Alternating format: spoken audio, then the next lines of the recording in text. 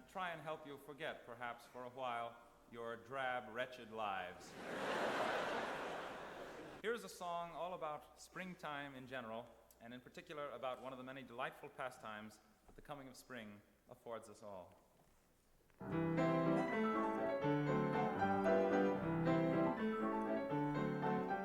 Spring is here, a spring is here. Life is skittles and life is beer. I think the loveliest time of the year is the spring. I do, don't you? Of course you do. But there's one thing that makes spring complete for me, and makes every Sunday a treat for me. All the world seems in tune on a spring afternoon when we're poisoning pigeons in the park. Every Sunday you'll see my sweetheart and me as we poison the pigeons in the park. When they see us coming, the birdies all try and hide, but they still go for peanuts when coated with cyanide. The sun's shining bright, everything seems all right when we're poisoning pigeons in the park. La la, la la la la, We've gained notoriety and caused much anxiety in the Audubon Society with our games. They call it impiety and lack of propriety and quite a variety of unpleasant names. But it's not against any religion to want to dispose of a pigeon. So if Sunday you're free, why don't you come with me and we'll poison the pigeons in the park. And maybe we'll do in a squirrel or two while we're poisoning pigeons in the park. We'll murder them all amid laughter and merriment, except for the few we take home to experiment. My pulse will be quickening with each drop of strychnine we feed to a pigeon. It just takes a smidgen to poison a pigeon in the park.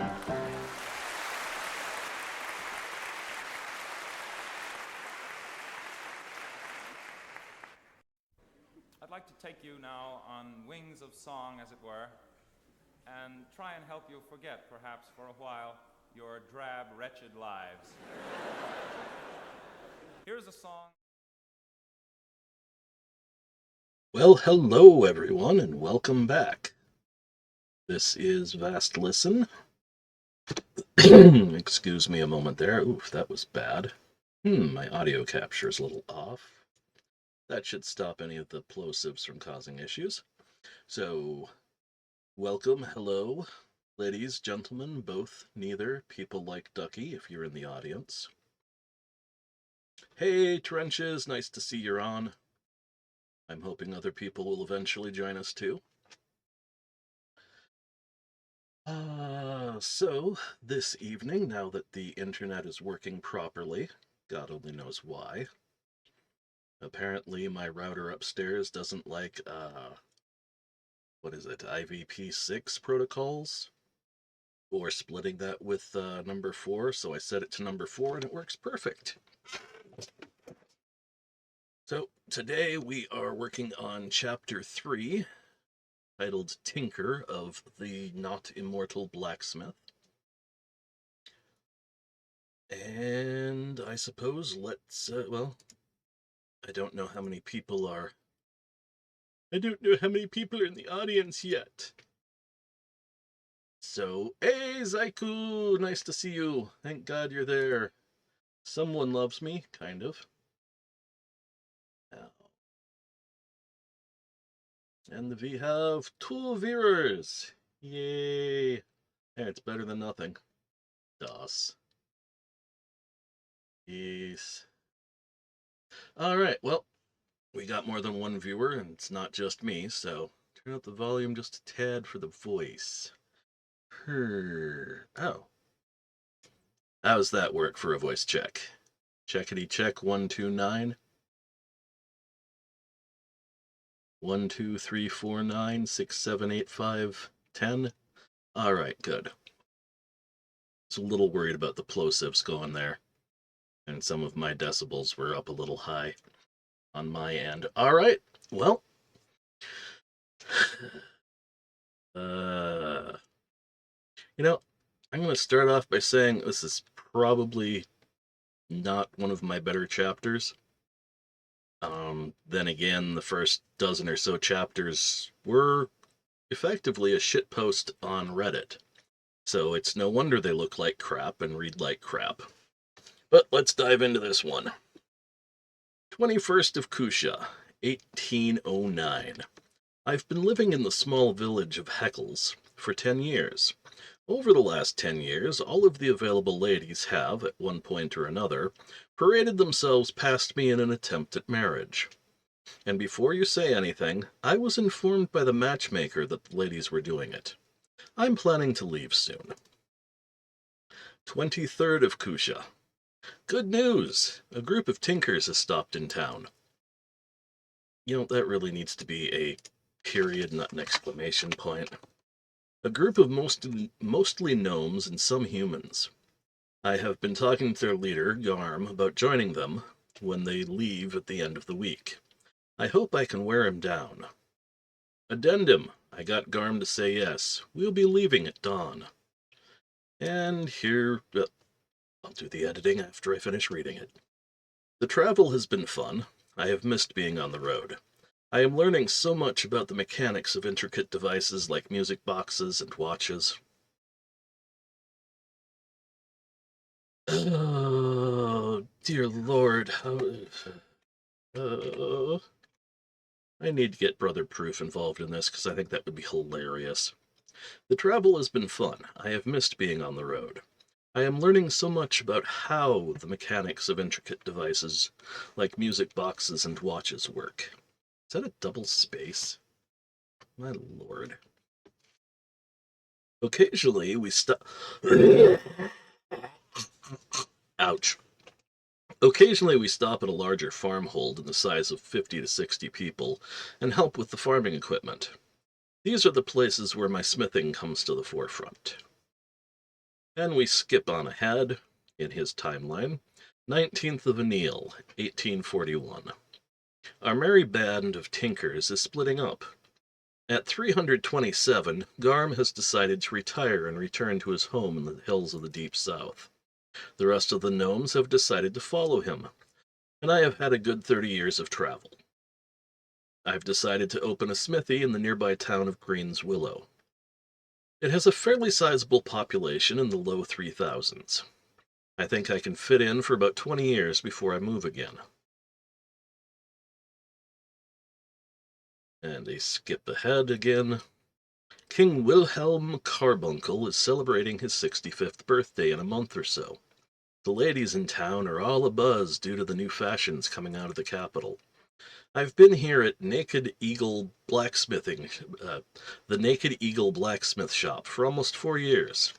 Life is good, except for the fact that the demon front is now closer than I like. Turns out I didn't look too closely at the map as the Tinkers were making their way.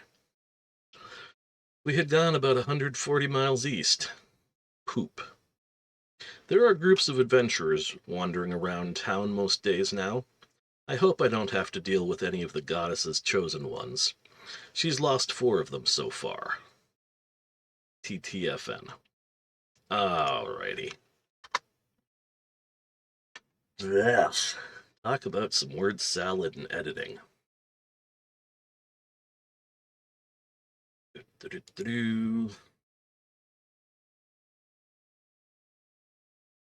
I have no clue what to put as a year on that one.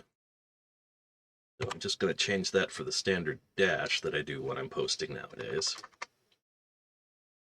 And since there's a date on this one, I'm not even going to bother with the dash.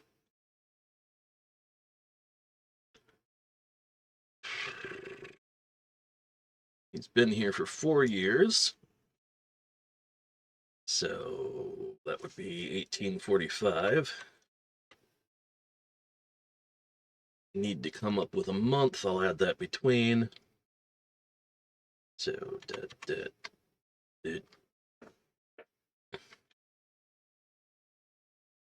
Yay! Notes to myself that I will never remember to read. Alright, as for TTFN, he's writing in a journal. He is not writing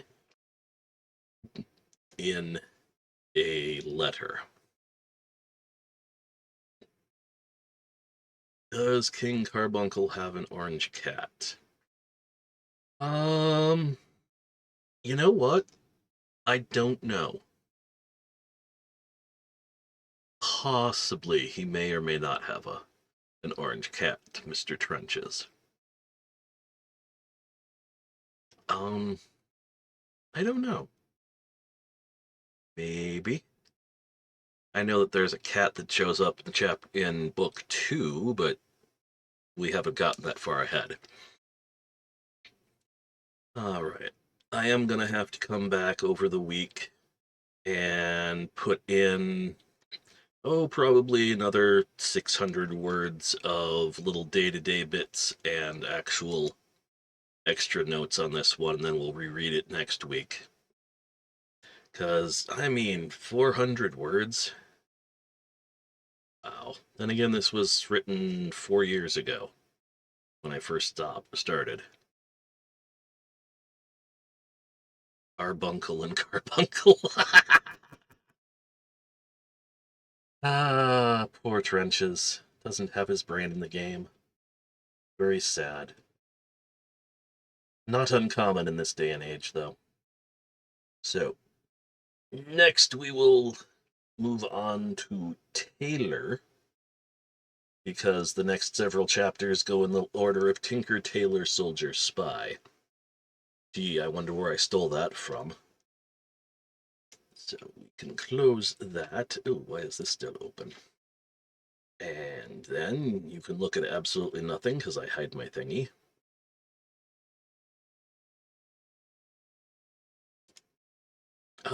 Yes. We go over here to window capture and we go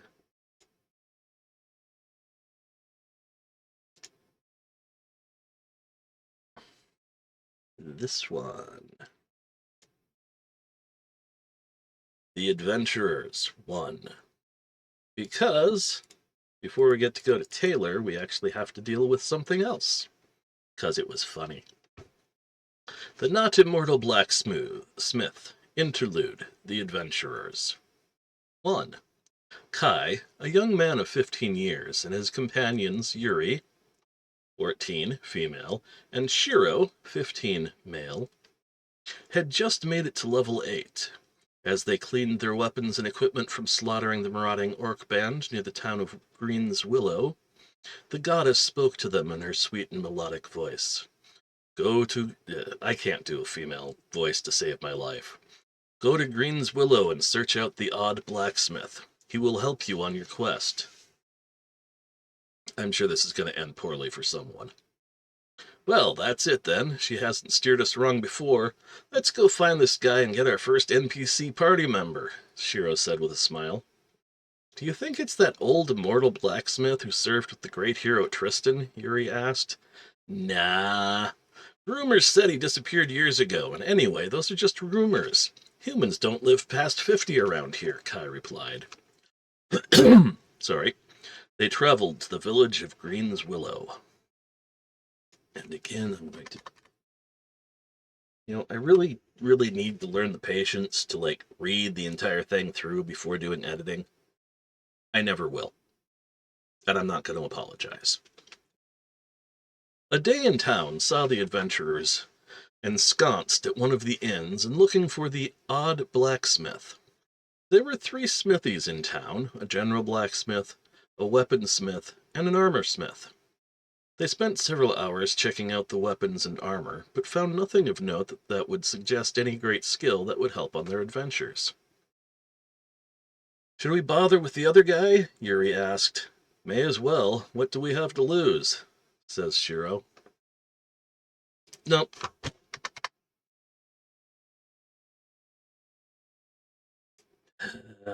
Okay, let's go, Kai replied. A short while later, the party... Really? Really, Vast? Really?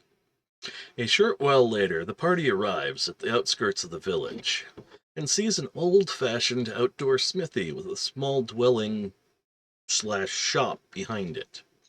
Above the smithy, a sign proclaims the Naked Eagle Blacksmith Shop. Hanging from the forge itself is another small sign in runes the locals can't decipher. You see that little sign hanging on the forge? Kai asked. Yeah, I don't know what it says. It's in English, Hiro responds. It says Naked Eagle Blacksmith Shop. Why? Hiro responds a heartbeat later. The three adventurers look at each other for a moment before in unison saying, English? Kai, check him using your sight power, Shiro says. You got it, Kai replies. Then, power of sight, show me all. His eyes narrow as he stares at the young smith. Okay, here he goes, and he reads aloud. Slinger level, unknown. Blacksmith level, unknown. Weaponsmith level, unknown. Armorsmith level, unknown. Tinker level, unknown. Adventurer support level, unknown. Magic items, unknown. Unknown, unknown, unknown, unknown, unknown, unknown. Generic craftsman's clothing. Kai takes a deep breath. Alright, so he's at least 10 levels above us, or I'd be able to read his levels. I've seen several people around here that have job titles but no readable levels, but 6 jobs? I've never seen that many. Even the Great Sage only had 2. Well, let's go talk to him, says Shiro. Yuri nods. The party approaches the smith. Good afternoon, Blacksmith. Could you perhaps help us? Asks Shiro. I'm always willing to help the good people of the village. I'm always willing to help out the good people of the village. You are not from the village, the smith responds without looking up. Yeah, so anyway, what do you have for sale? Shiro continues, only slightly put off by the smith's manner. Still not looking up from where he is pounding out nails on the anvil, the smith points to the display of pots and pans hanging from a rack nearby. That's what I currently have on hand. Got some commissions I'm waiting on handles for. Otherwise, not much. If I dig around in the shop, I might find a couple of old daggers I could sell you. Kai raises an eyebrow. I could use a new pair of daggers. Mine aren't doing so well after that ooze last week. The smith looks up for a moment. Show me. Kai obliges as the smith puts down his hammer and iron, taking a step over. Inferior steel, bad grip, should have twisted wire over leather, not heavy cloth. The smith mumbles mostly to himself, then louder. You got ripped off. Joshua has a new set that is much better. And a decent price. You know where his shop is? Yuri pipes up. Yes, we were there earlier, but nothing caught our eye. All right, I'll be back in just a tick, the smith says and walks to his abode. Quietly, Kai asks, a tick? Isn't that a clock reference? How would he know that word? We haven't seen a clock in this world.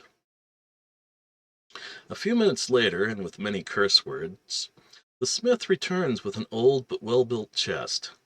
I haven't looked in here for a few, but the daggers should be inside. He unlocks it with a key from his belt and opens it. Here you go, lad. He withdraws a matching pair of plain daggers that just seem to ooze malice. $2.50 for the pair. Silver or gold? Kai asks. Gold. Magic items ain't cheap, even if you make them yourself, the smith responds. The 3 adventurers huddled together for a few moments. That's a good chunk of money, but, Shiro says. Kai, use your power and check them out? Yuri asks. Will do. Power of sight, identify item. Kai says, and narrows his eyes on the dagger. Okay, daggers of death, level 50, matched pair. When used singly, the daggers do plus 100% damage and inflict bleeding. When used as a pair, the daggers do 3 plus 300% damage and inflict massive bleed out. The party looks at each other for a time before the smith interrupts them. Doing that without asking permission is kind of rude, you know. I'm sorry? Kai says, good enough, so 250 golds. Yes or no, the smith asks. Shiro quickly responds, yes, we'll take them, and hands over the money. A pleasure doing business with you. Now skedaddle, I have work to do. The smith tosses the gold, without counting it, into the chest, then and locks it before he heads back to his anvil. Stupid metal went cold. Oh well. Mr. Smith, could we take a bit more of your time? Yuri asks. Placing the metal bar into the forge and turning the blower handle a few times to heat it up again, the smith turns back. What now? The goddess told us to search you out. She said you would help us on our quest to slay the Demon King, says Yuri. No, the smith says in a flat voice. Not happening. Your goddess is an idiot. Thunder booms across the village. Stepping out from the forge, the smith looks up at the sky. Oh, didn't like that, you little trollop. He places his right hand under his shirt at the small of his back. You want to come down here and make something of it? Kai heard a quiet but audible to his ears click sound from behind the smith's back. The sound made him shudder, but he was unsure why. A quieter boom of thunder growls across the sky. I didn't think so. Now tell your chosen ones to get lost. I have work to do, you idiot. The smith yells at the sky. The party of adventurers look at the smith, then at the sky, then back to the smith. Thunder quietly booms in the distance as a bolt of lightning strikes a tall, unassuming tree. Behind his anvil, the blacksmith looked at the party. Scat, before I become your huckleberry. The party ran. Back at the inn, the party has gathered at one of the tables in the common room. After taking a swig of what passed for ale, Shiro asks, does anyone know what that was about? I think that may have been the legendary immortal smith arguing with the goddess, Yuri says. Did anyone else hear that click sound from behind the smith's back? Asks Kai, still shaking a bit. The other two look at him. Was it a metallic click? Shiro asks, raising an eyebrow. Yes, definitely, Kai answers. Like the sound of a revolver in the old American Western movies my dad used to always watch, Shiro prods. Yes, exactly like that. No, that didn't come out. Yes, exactly like that, Kai nods his head. What could he possibly have that would make that sound? Shiro shakes his head, mildly twitching in fear. In the words of Sherlock Holmes, when you have eliminated the impossible, whatever remains, however improbable, must be the truth. I think the goddess almost got shot.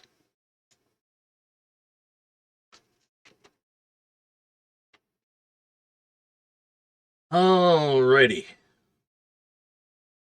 Now that's a 1400 word chapter, and that's how it's supposed to be. Now we go through and we fix all of these little things.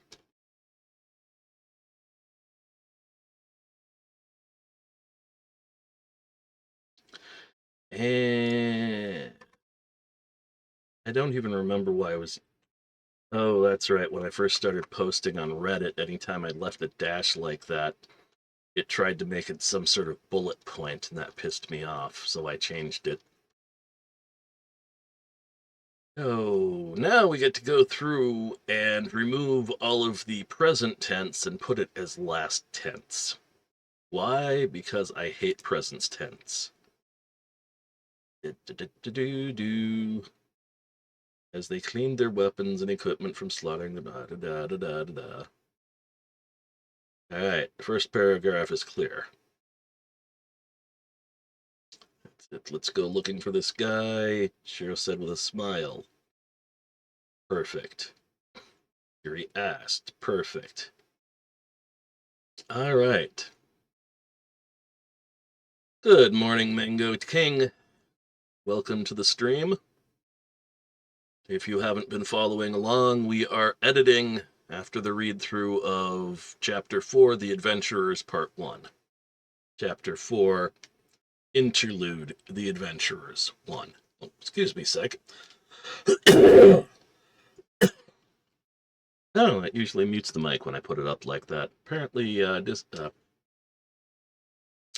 OSB, OBS doesn't like that. Alrighty, asked, said, replied, we're good there. Arrived at the outskirts of the village.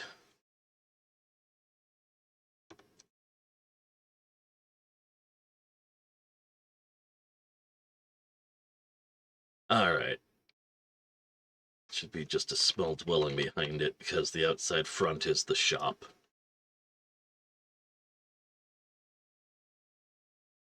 Proclaimed. Above the smithy, a sign proclaimed Naked Eagle Blacksmith Shop. Okay, hanging from the floor to the smaller sign. Rudes can't beat the locals. Could not.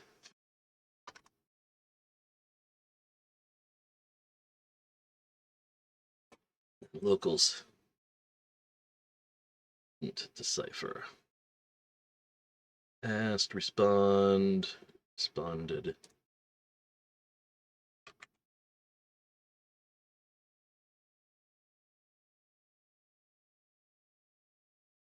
And I think we're going to put this in the middle of this sentence.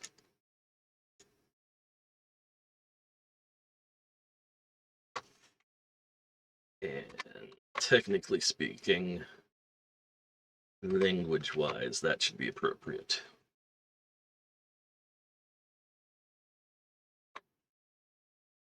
Alrighty, yay. Man, if you were listening to this as a podcast, to be like, ugh, we have no clue what this fucker is doing. Why, yes, this is the original character. Original creation, whatever you want to call it, Mr. Mango. Or is it Mrs. Mango? Mango King. I'm going to take the word king to mean Mr. If I'm wrong, inform me. But yes, this is my original character, my original series. Started out...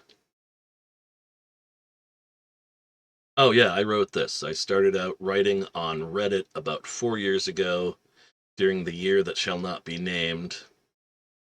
And now this particular series is partway through book 2 and is sitting at over 200,000 words. And I think I'm currently... Book 1 plus book 2 is about 195 chapters. Some of the chapters didn't get numbered, some did. Thank you for the nice, by the way. Okay. We change from says to said.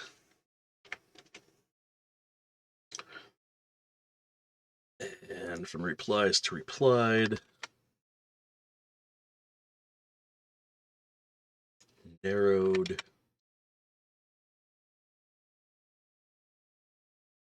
Stared at. And he read aloud. I don't know, is that supposed to be a colon, a semicolon, or will the comma work? I don't know. We'll get back to that when if I ever get this back to something. If I ever get this up to something I consider approximately close to actual professional editing. I do have a person who has agreed to edit my other book, which will be starting on at a little after 9 after I run out and have a cigarette. But, you know, Zaiku, I think colon as you are going on a list. Yeah, you're probably right, Z.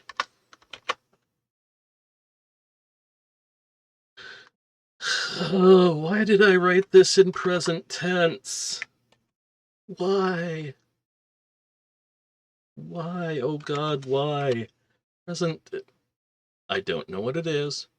I have never liked present tense, even as a small child. If you're watching a movie, present tense is great. If you're reading a book, young and hopeful, young and hopeful. I was 46 years old. Not particularly young, but yeah, hopeful. Still, it's a shit post from Reddit from 4 years ago.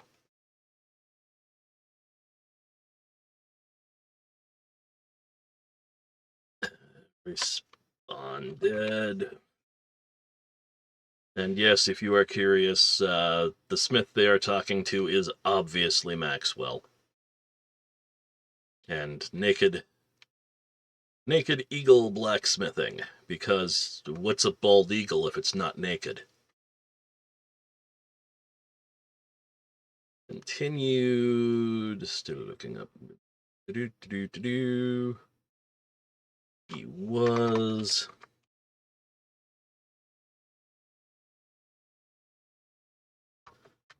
appointed. That's what I currently have on hand. Got some commissions. Otherwise, that if I dig at that, raised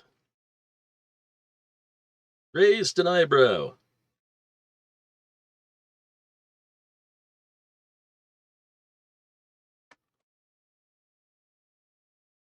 You're supposed to describe action, but no.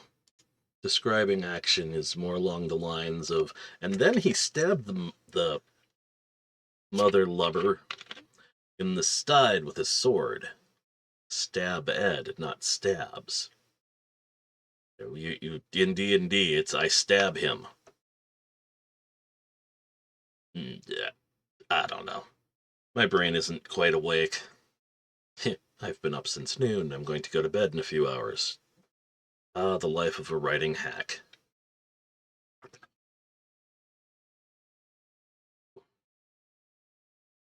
Oh, and this one has plenty of them.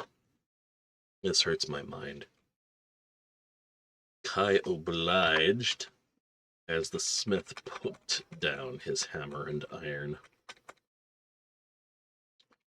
And you know Maxwell is not paying that much attention when he just leaves his chunk of iron he's working with on the anvil itself as opposed to sticking it back into the forge proper.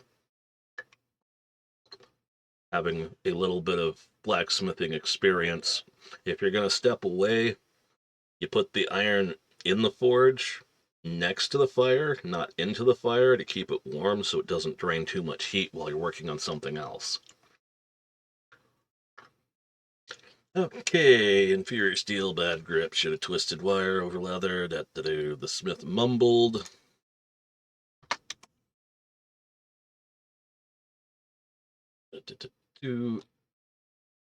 Alright, Yuri piped up.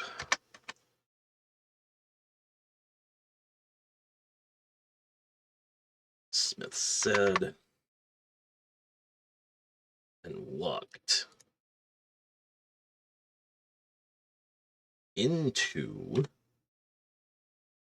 his abode.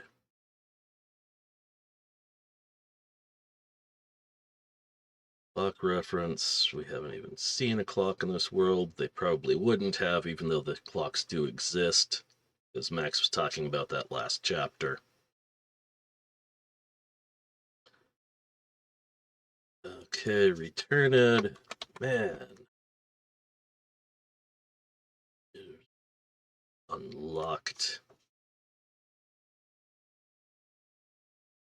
I was originally thinking that this particular chest was like the luggage in Discworld, but figured that would be just a little too wrong, a little too much stealing from someone who I admire. Oh my god. Times New Roman, I just realized. I don't like Times New Roman. I like Calibri better, or Bookman Old Style. Why? I don't know. But I do. withdrew.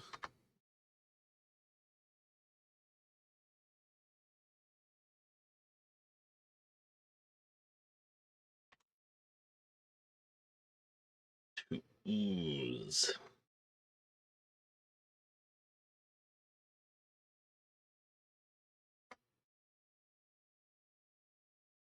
There we go. I think that sounds better. Let me know, guys, gals, ladies, gentlemen, both, neither. People like Ducky. He withdrew a matching pair of plain daggers that oozed malice. I like that better than what I had.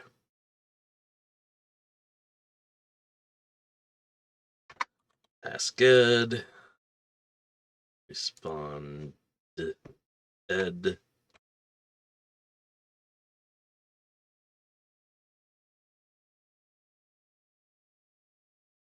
Huddled together. Okay. Another said. I could probably do a search replace says and said.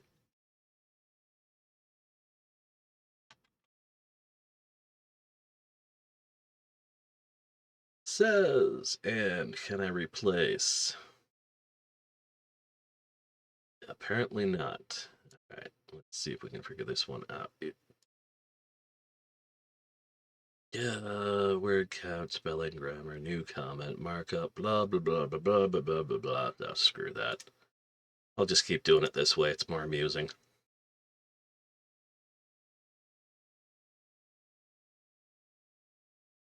Each other. The party looked at each other for a time before the smith interrupted them.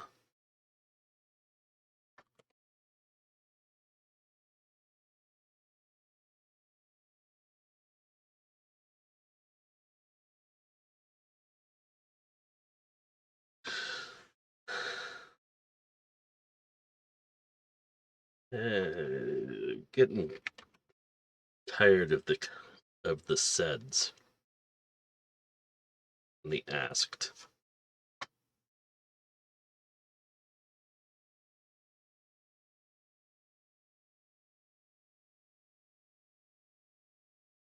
Responded.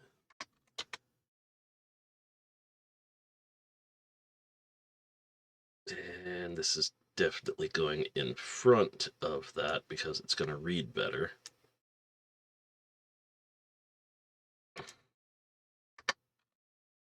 Yes, we'll take them, Shiro quickly responded and handed over the money.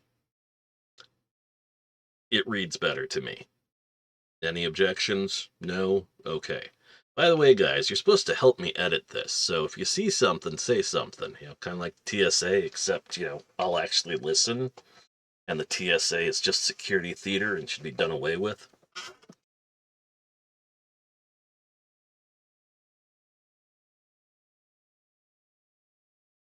Okay, pleasure doing business with you. Now skedaddle.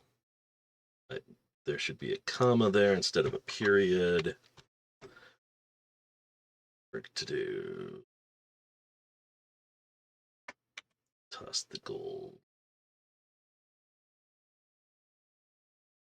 And this should be without counting it. The smith to toss the gold. Yes. Capital W without counting it. Comma. Lowercase t.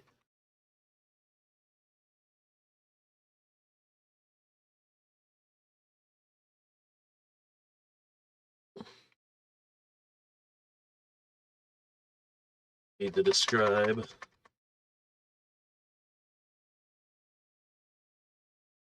Before should just be heading.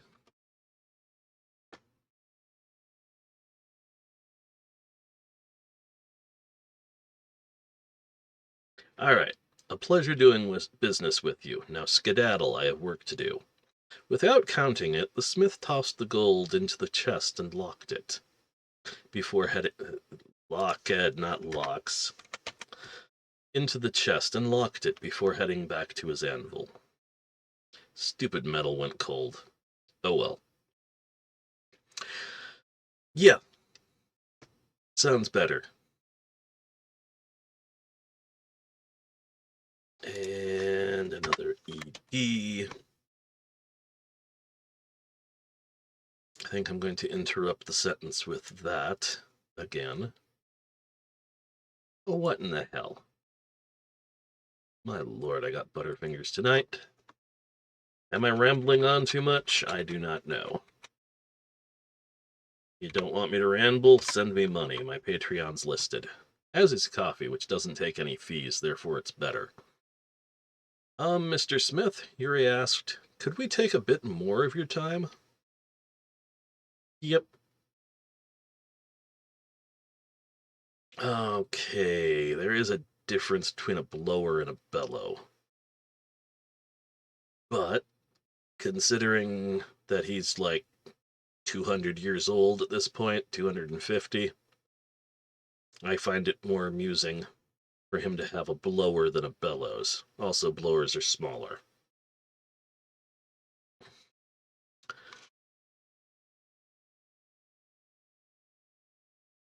The forge and turning the blower handle a few times to heat it up again. The smith turned back. Okay. Now, amusing thing about this particular world, outsiders refer to gods and goddesses with capital G's, but the locals use lowercase. Background history behind that is that the old gods who disappeared, I believe it's like 5,000 years ago in the world, were referred to with capital G's. So in order to differentiate between the two, the new gods are lower G's. Because, well, they're considered lesser gods, and by comparison they are. Alright, that's your history lesson for the hell did I just do? I just went for the WASD keys. WASD. God, I think I want to play video games or something.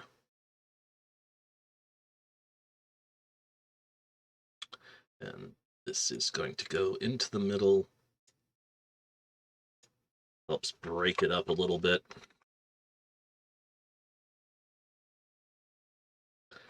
And identifies who is speaking more quickly. All right.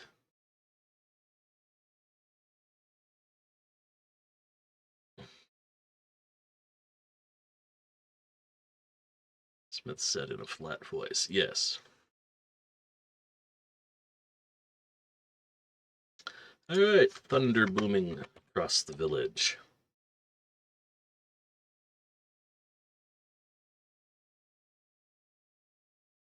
All right.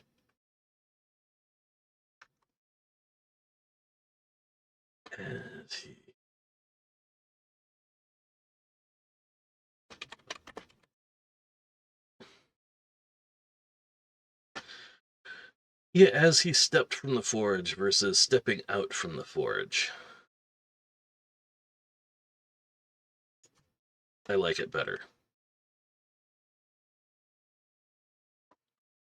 Looked up to the sky. As he stepped from the forge, the smith looked up to the sky.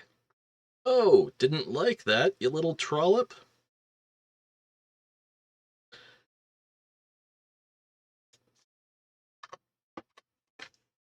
Didn't like that, you little trollop. Yeah, it doesn't need the pause between that and you. Schley said.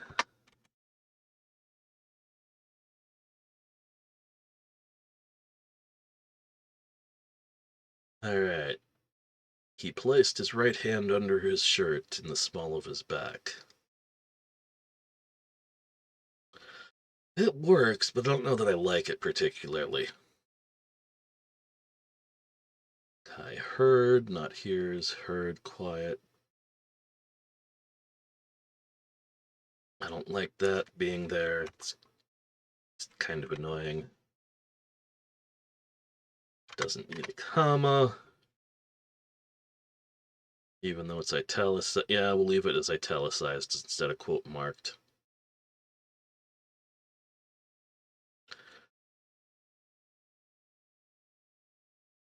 That's fine. Growled across the sky. As that should be quote marks, not apostrophes. It's proper grammar when writing. Yelled.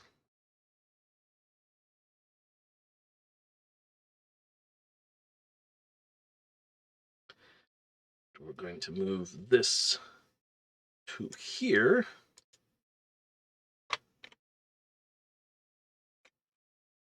Best of my brain, it fits better.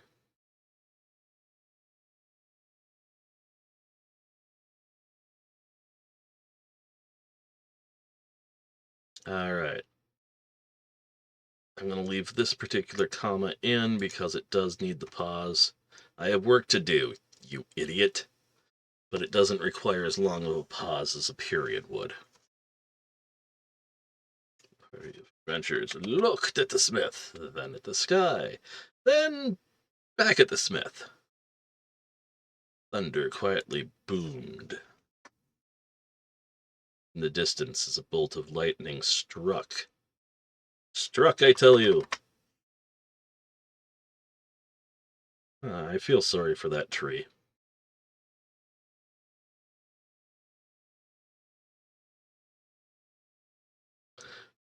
Alrighty.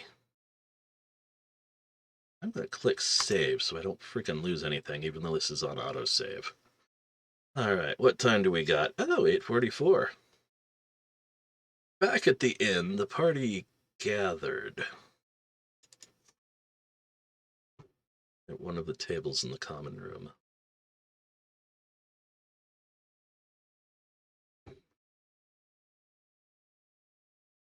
What's that gonna do? Sure. Asked.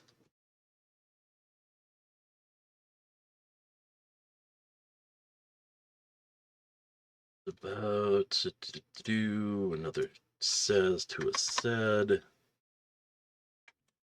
Did anyone else hear that click?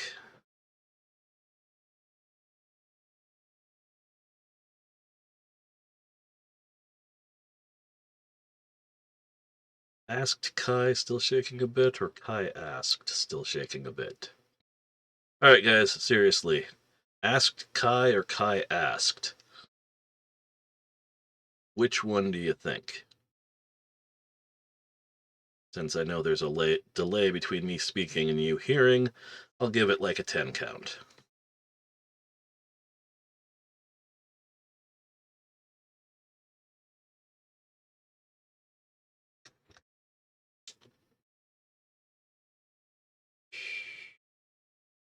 Do do do do do do do. It would be amusing if I could do pulls on this. All right, no one responded as of yet. I'm impatient. We're gonna put Kai asked.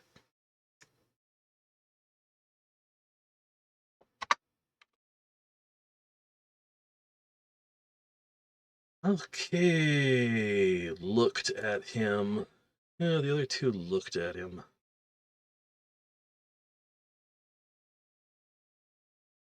Looked at.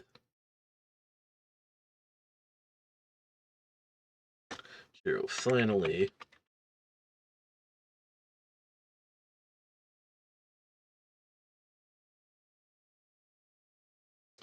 Ooh. Here we go.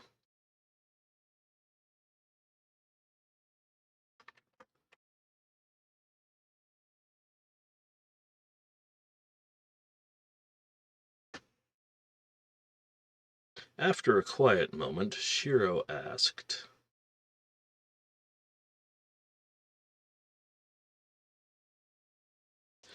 was it a metallic click?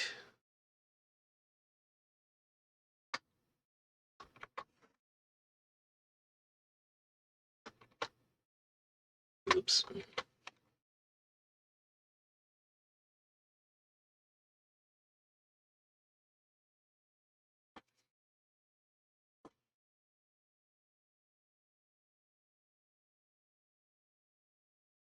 Oh, as he raised an eyebrow.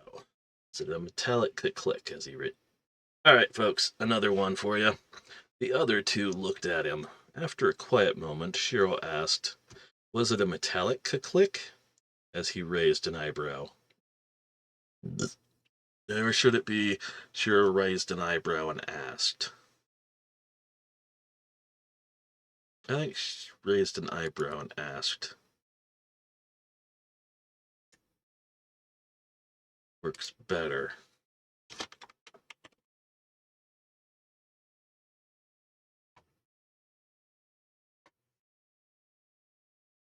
Lord, the number of... Oh. Like the sound of a revolver in the old American Western movies. Dad used to.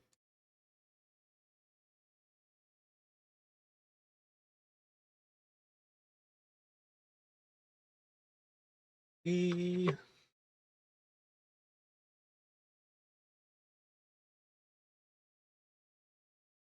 Dad always used to watch, not used to always watch. There we go.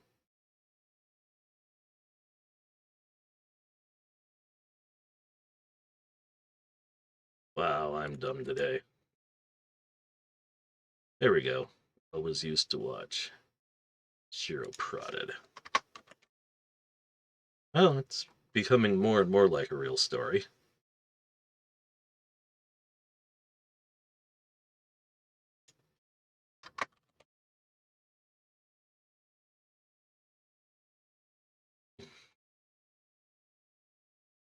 Shiro shook his head.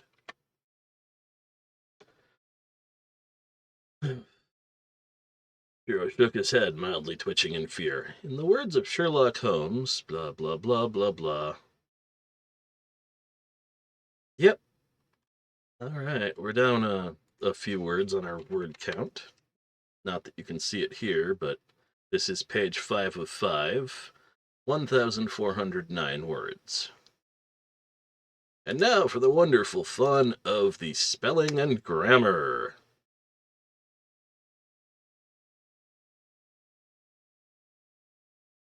Well, comma, let's, it's, lose,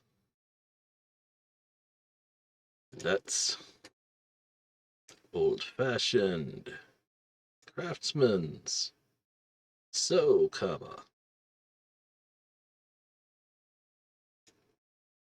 It should be a capital S. I don't know why it didn't catch that. Another let's. Oh, there's two D's in knotted.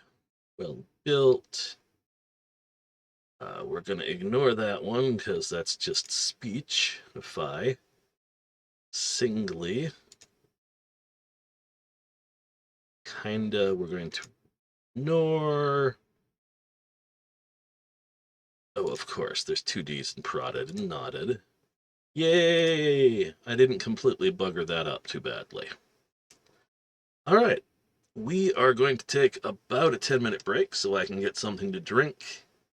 And then we are going to go on to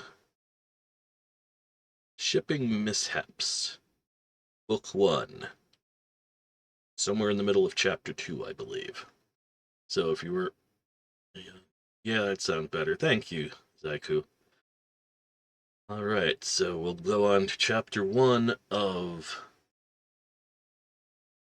their Book 1 of Shipping Mishaps, because I am actually supposed to be sending it the first 5 chapters, which includes the prologue, so I suppose 6 chapters-ish, to my editor once they are done. So I may actually end up editing that off-screen later this week as well. So we will see you in 10 minutes. Please enjoy the break, which has absolutely no music because I'm a jerk.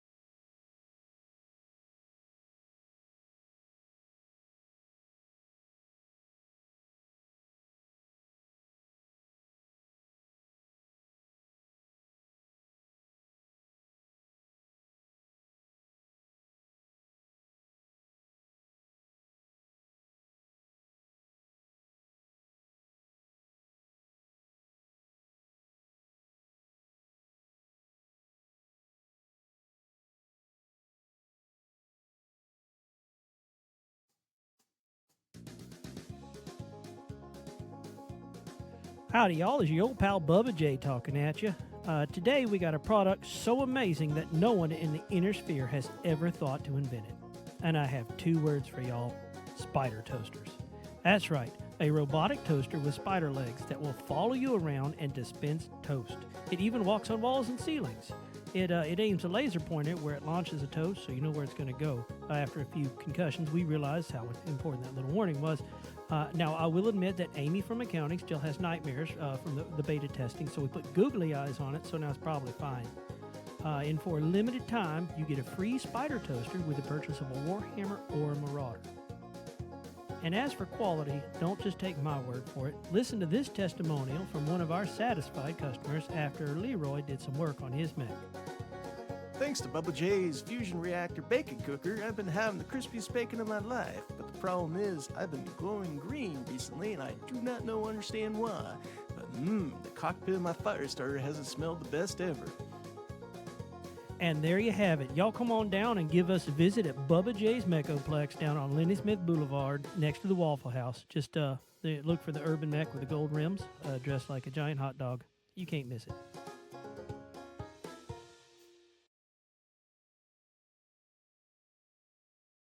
Well, thank you, Bubba J, for that wonderful... Oh my, I forgot to put that stream on mute. All right, thank you, Bubba J, for that wonderful advertisement and your support. And now we go back to the wonderful fun of editing. So let's bring it up and see what we can do. All right. And that was a mistake. And I'm going to sneeze. Or not, I'm not sure. Apparently not. I hate when my nose does that. So, welcome back, everybody. Ta-da, ta-da. We are now moving on to editing chapters 1 through 5 of Shipping Mishaps, Book 1. 1 through 5 plus the prologue. Whatever. Anyway, this was the first thing I started writing when I started writing on Reddit. And then the Blacksmith just kind of took over. It's one of the times that if you look back on my posts on Reddit on the Blacksmith or about the Blacksmith, you see me cussing about it. It's because this is my baby. This is the one I wanted to write. And yet the Blacksmith kept taking over my thought stream. And it just pissed me off so very badly. Hydration in the way of Code Red Mountain Dew. The Green Death flavor is, of course, everyone's normal go-to, but let's face it, Code Red is the best. Yes, Ducky, Mr. Mad Ducks. If you listen carefully, you can hear a nerd. If you don't listen carefully, you'll just hear me. Alrighty, let's go back to this. I'm going to read from here to here just to get us back caught up.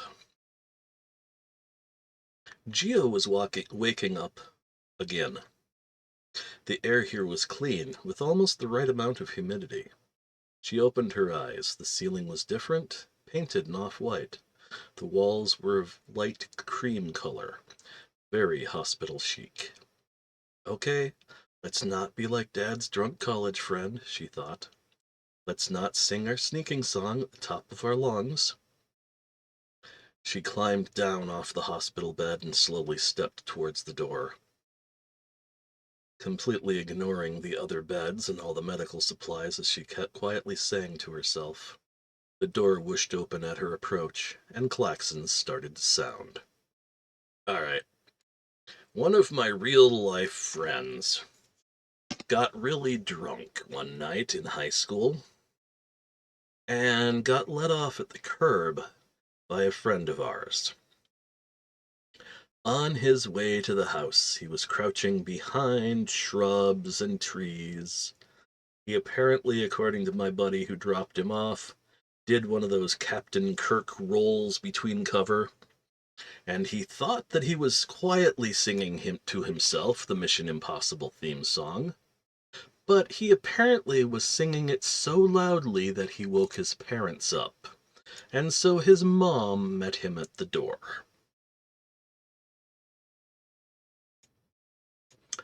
I think it's funny. Now, originally, in the version you can still find on Reddit and on Royal Road, the song that she's singing is the theme song for Pokemon.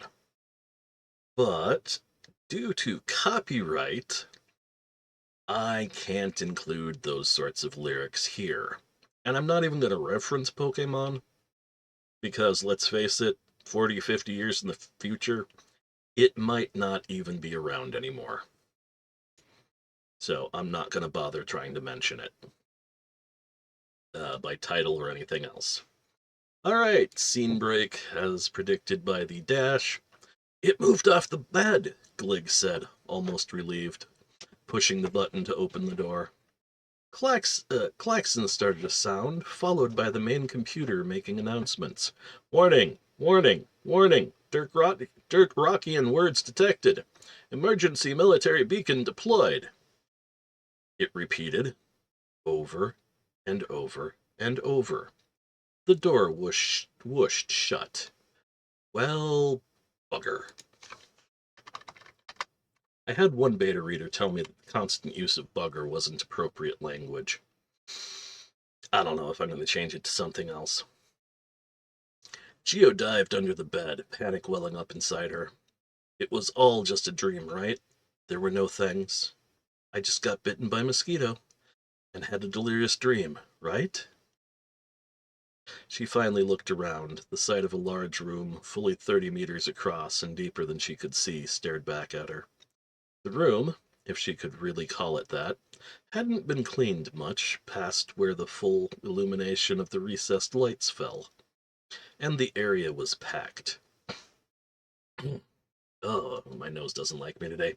Boxes of several sizes were stacked, badly, all over the place. Strange arms hung from the ceilings, walls covered in more screens than her dad's gaming wall could ever hope for. There was pounding from the door. She could now see 3 slugs and an ostrich out in what she assumed was a hallway. Oh, shit. Finally, the alarm klaxons went silent.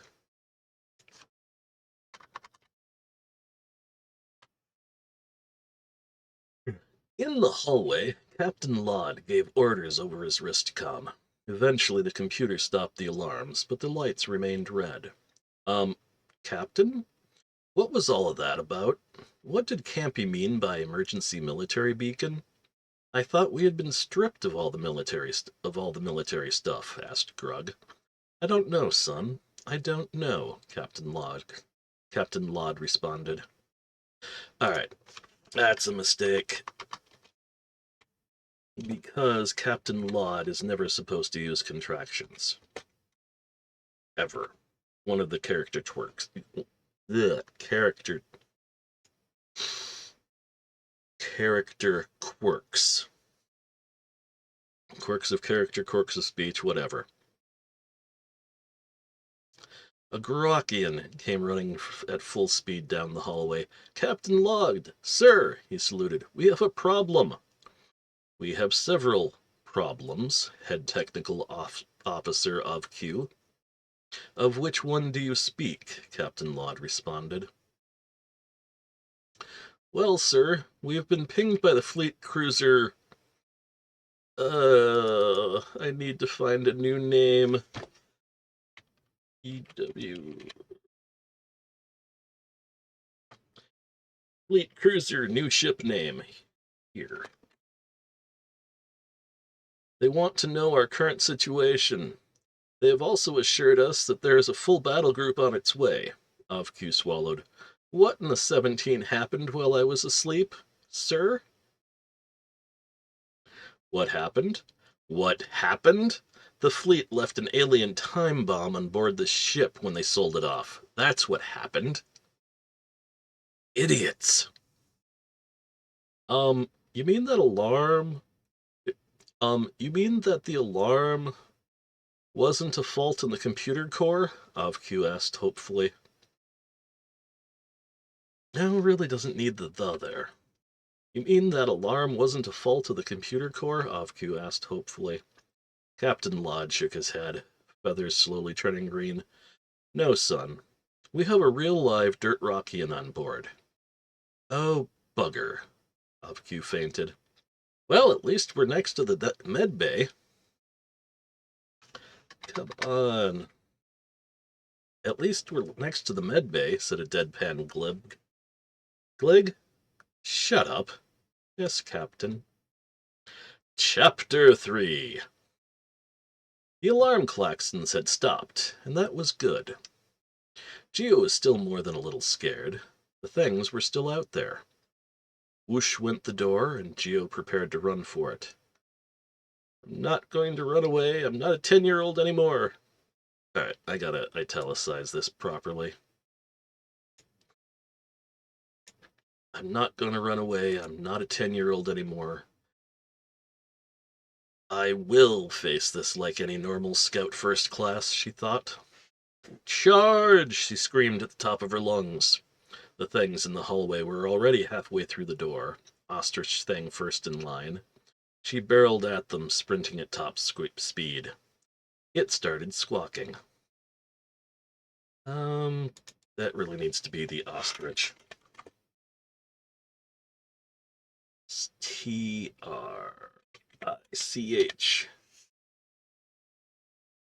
Good, I have autocorrect turned off.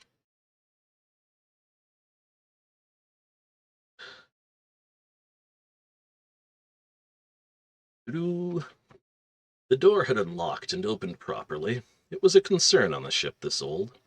Then the Dirt Rockian had charged.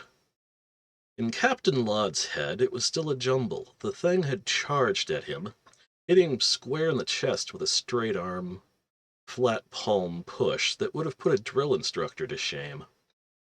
He had flown back and over his subordinates, hit the wall, and fallen to the deck. Having been several steps removed from the group, Avq was only able to stare at what unfolded before him. Grig, having been the last in line, had been able to throw herself out of the way of the oncoming terror. Grug and Glug, sadly, hadn't been so lucky. The thing, having been slowed by the assault on his person, had...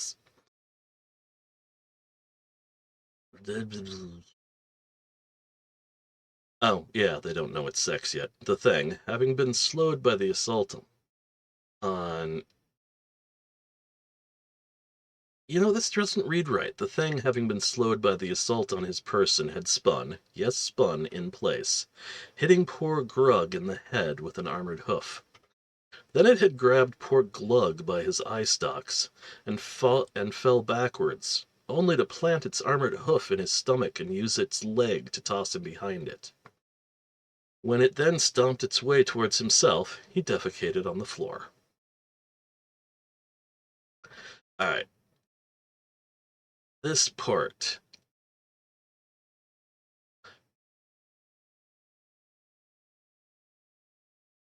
I don't like it. The thing having been slowed by the assault on... Oh. Probably read Captain Law.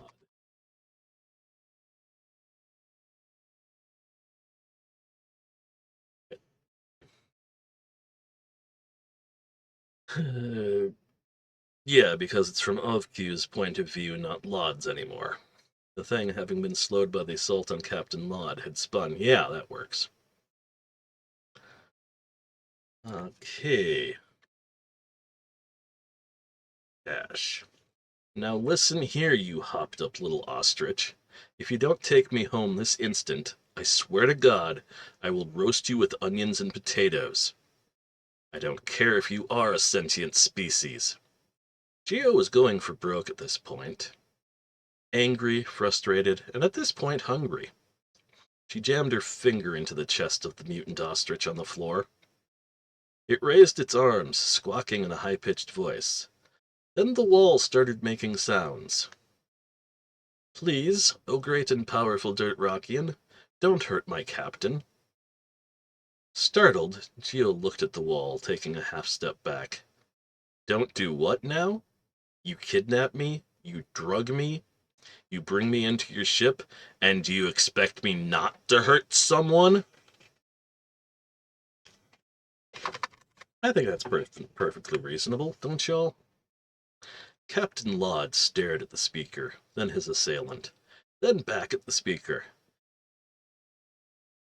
All right.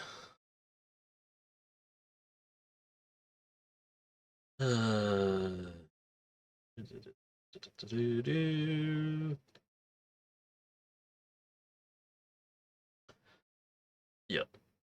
We already know it. We already know who's talking or point of view we're at. Captain Laud stared at the speaker, then his assailant, then back at the speaker. Thank the 17, Campy could talk to it. The Dirt Rockian was saying something back to Campy. In a shaky, panicked voice, he finally spoke. Campy, please tell it we surrender. Please tell it we will do as it says, as long as it doesn't hurt us further. Now one of my favorite characters. Least favorite, more favorite, I don't know.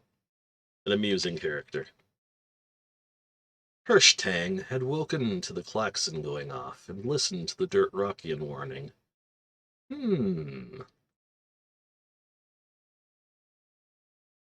Again, because it bothers me. I know it interrupts the reading.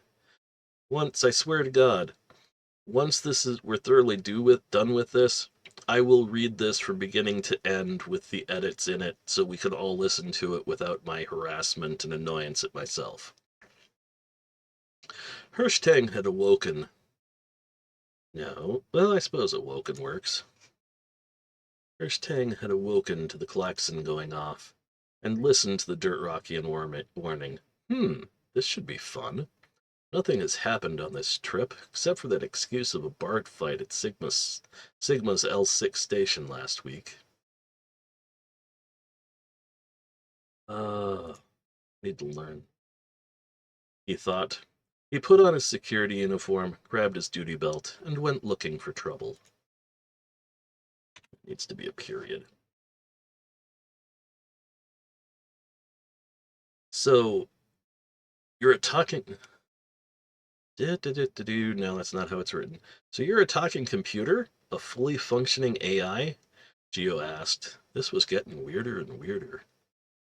Yes, my name is Campy. I am here to serve, O Captain, my Captain. Campy, the ship's AI, responded. So, where did you learn English? We became aware of Dirt Rockian languages while approaching your planet for refueling during the Galactic War. We were able to compile from the openly broadcast media.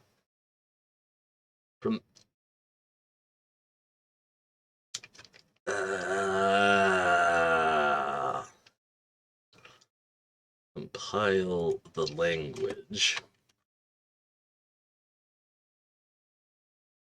We were able to compile the language from the openly broadcast media. From there, the fleet made several language codices. We are using one now, responded Campy. That's so cool. Then it hit Geo. Wait, your captain? Yes, Captain Geo. You have captured my former captain and several bridge crew.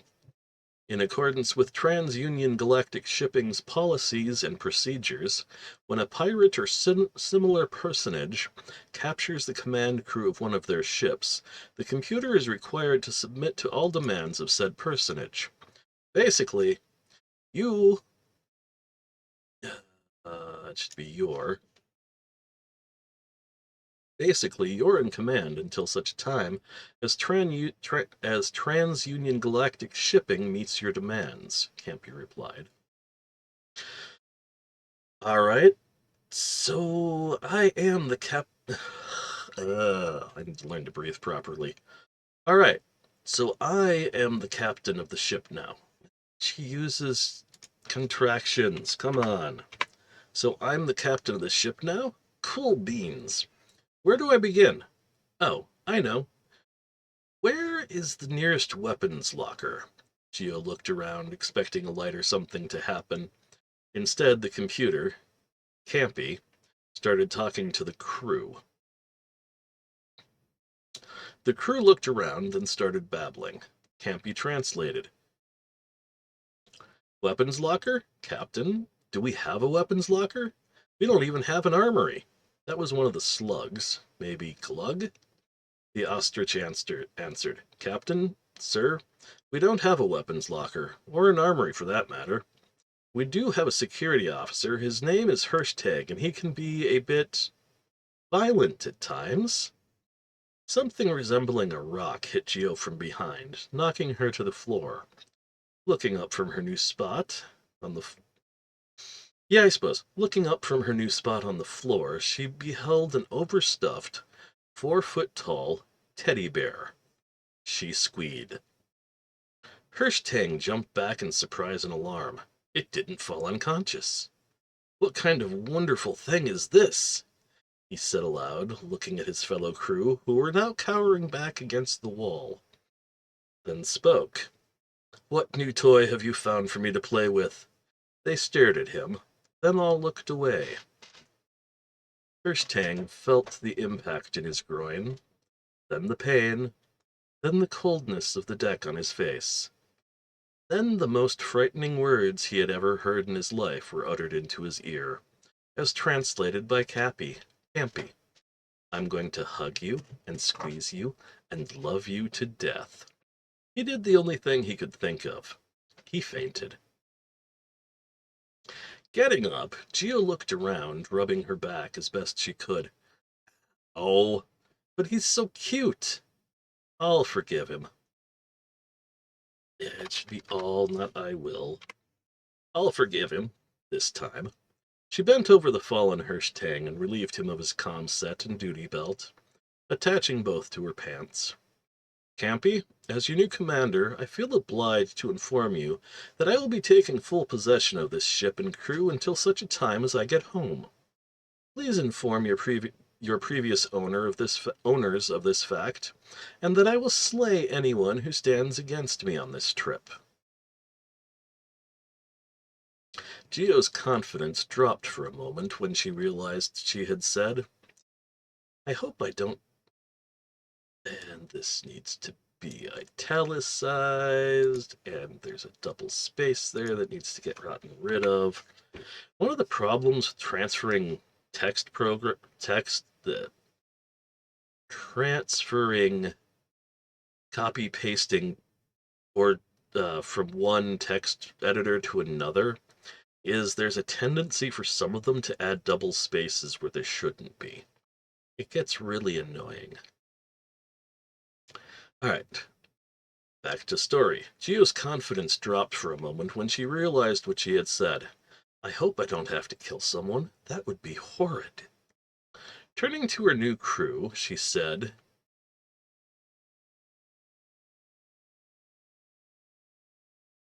In the name of the Unified American Scouts, Troop 524, I welcome you to your new ship, and a new life as my crew. I will not be a harsh mistress. I will be trustworthy, loyal, helpful, and brave. I will try to be courteous and kind. To you, anyway. Campy, direct us to the nearest weapons locker. 3 slugs and 2 ostriches hung on her every word. Alright. I should probably give some sort of background here as to why they're suddenly succumbing to, what is it? Not strong bad syndrome. Strong bad. Stockholm syndrome. It does get explained later in the book, so just bear with me. Or when I finish the editing, it'll be explained later in the book. Chapter 4. An unassuming section of wall, about 200 feet down from the med bay, slid... Let's see now, 200 feet is not 100, but I'll do the math later, change it to meters. Except that I'm lazy, so I won't change it to meters. Oh no, I've been assaulted by a kitty. Hey kitty, you want to say hello? No? Okay, good. I don't want you talking on my stream. An unassuming section of wall about 200 feet down from the med bay slid back to reveal a 20-foot by 20-foot room.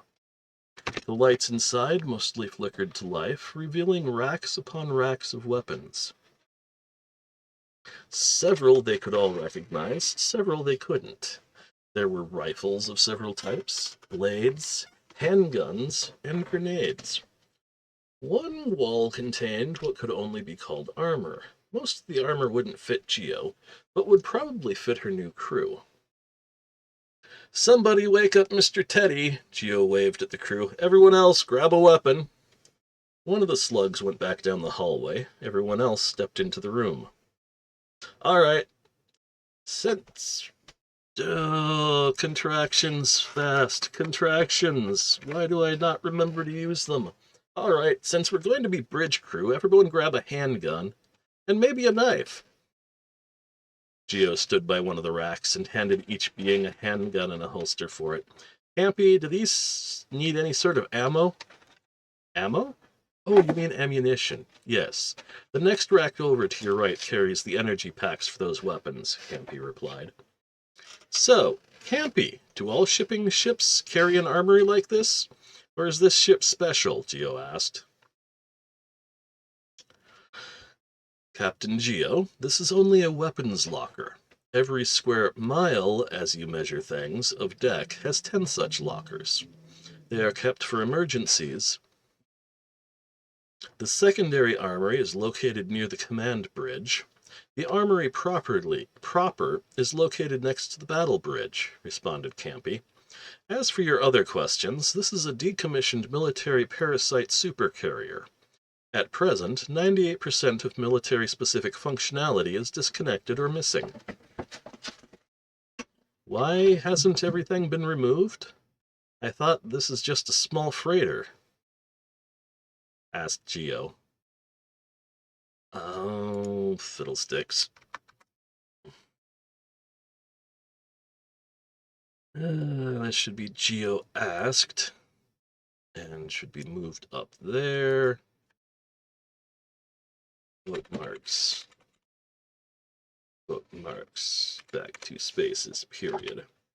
I thought this should be was just a small freighter. Oh, look, it's extra period. Whoops. I believe it would have been too costly to remove everything. Also, this vessel isn't small," responded Campy.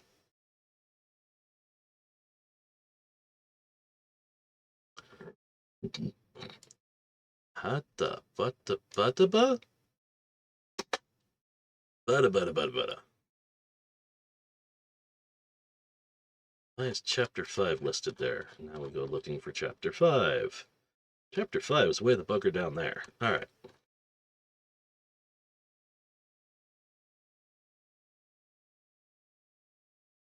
"Okay, really?" asked Geo. "No, ma'am. This vessel is 12 miles long.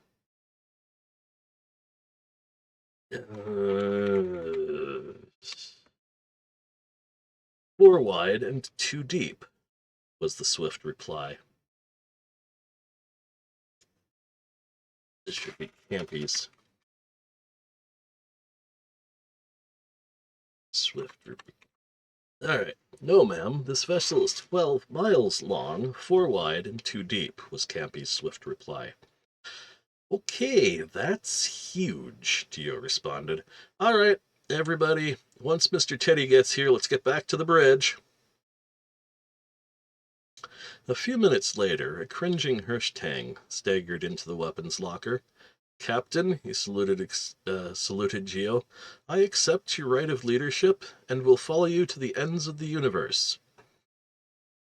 Confused, Geo just stared at him, then finally responded, "Good? I would hate to have to kick you again." Hirsch-Tang cringed.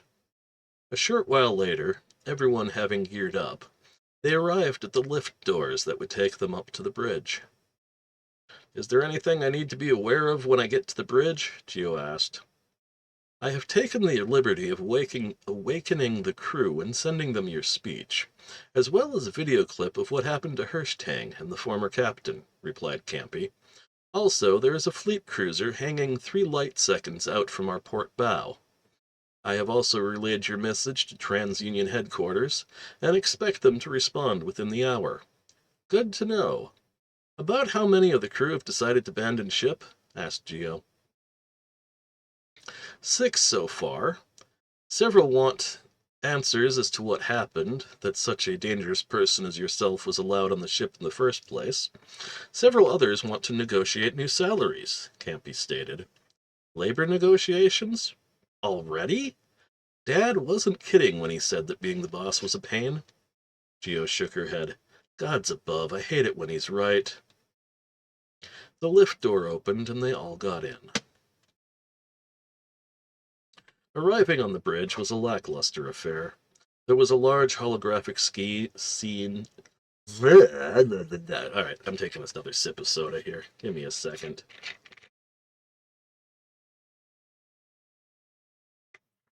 Arriving on the bridge was a lackluster affair. There was a large holographic screen with a very aggravated creature on it. The creature was waving tendrils everywhere, and by its look, had been doing so for quite some time.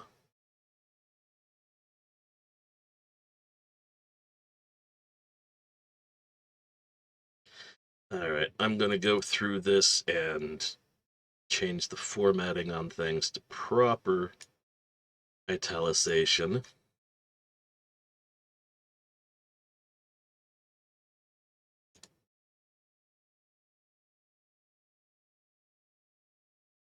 And then I'll attempt to read it.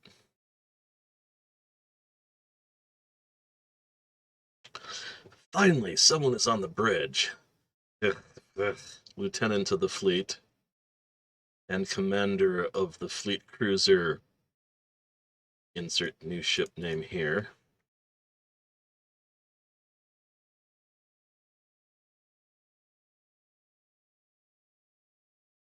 Thought. Only on a civilian ship would such a thing as an abandoned bridge be allowed. Then it came into view.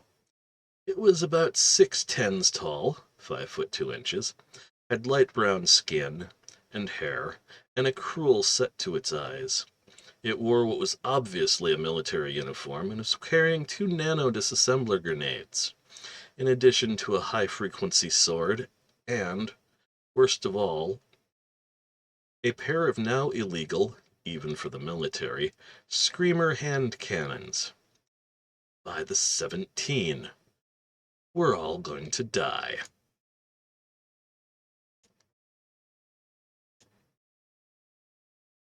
Again, come on, contractions, we can do this. It started talking, not to him, but to the other members of its crew, all of whom seemed to be members of the League. Alright, time for some copy pasta.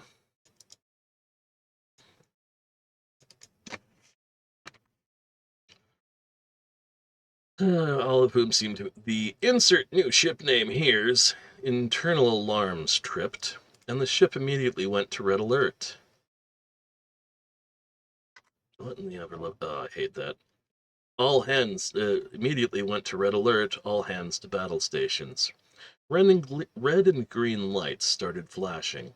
The weapon stations started battle calculations, while navigation consoles began running projections to enter hyperspace.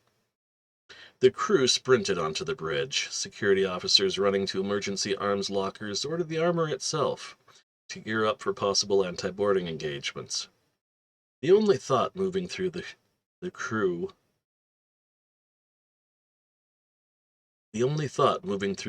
was, this isn't a drill. What in the 17 happened?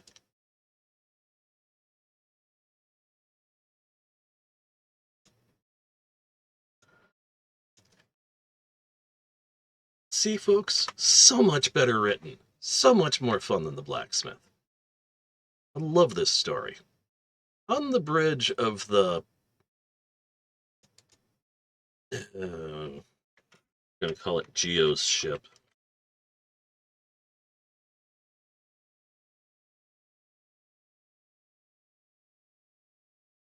On the bridge of Geo's... You know what? I hate to interrupt the reading, but I'm gonna see if I actually gave it a decent, real...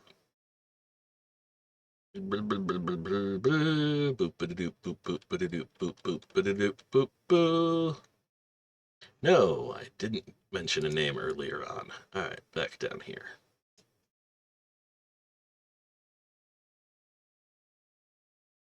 Alright. Call it Geo's new ship for now. On the bridge of Geo's new ship, Geo wasn't paying attention to the squid man on the holographic display, instead talking to her new bridge crew and security chief. So, my name is Georgia Ann McConnor, but you can all call me George, or you can all call me Geo. George. God. Come on, wake up, wake up. We gotta sleep in 3 hours. But you can call me Geo, or for anything important, call me Admiral Geo. I don't want to be the captain. I don't know how a starship works. Looking at the crew, she nodded in turn. And you are Grug, Glug, and Grig, and are Gurgmisk.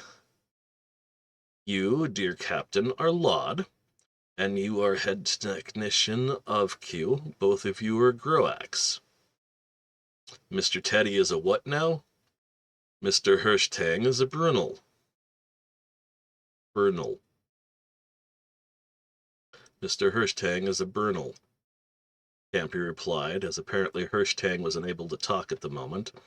Also, Admiral, it appears that the fleet cruiser has moved to full red alert. Well, crap. Campy, please translate for me. Geo faced the holographic tank. I am Admiral Geo of the freshly renamed Nautilus. With whom do I have the pleasure of speaking? Ship names should always be italicized. I don't know who came up with that, but that's how it works. Of the freshly renamed Nautilus. With whom do I have the pleasure of speaking? She gave her most stunning smile. Behind her, she heard the sudden intake of breath. Oops, apparently I shouldn't smile, she thought. You know, I'm going to have to get more consistent on whether to put the she thought, he shot thought in there, or just leave it as apparent with the italics. Perhaps someday I'll figure that out. It had spoken to him, then it showed him its teeth. There was going to be a fight, no doubt about it. Stand down your ship and prepare to be boarded. We don't allow pirates in our dominion of space. Stammered. Shit. What do I do if it says no? Dirt Rockians are on top of the go the other way list. They're above the and they are the most feared pirates in the sphere.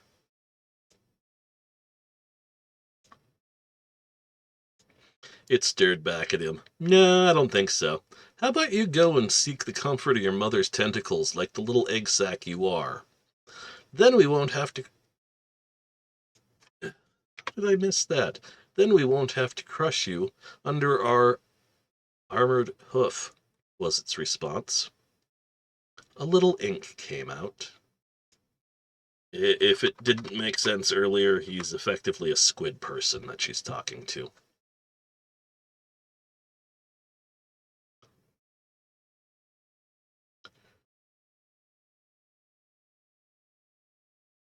It was a bluff. She didn't want to have to fight a fully functioning warship.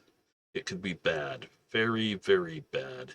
Geo hoped her closed-mouthed smile didn't betray her nervousness.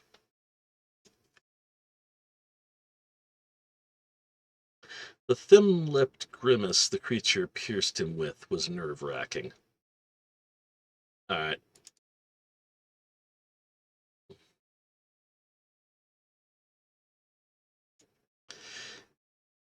Give me a second to deal with the italicizing.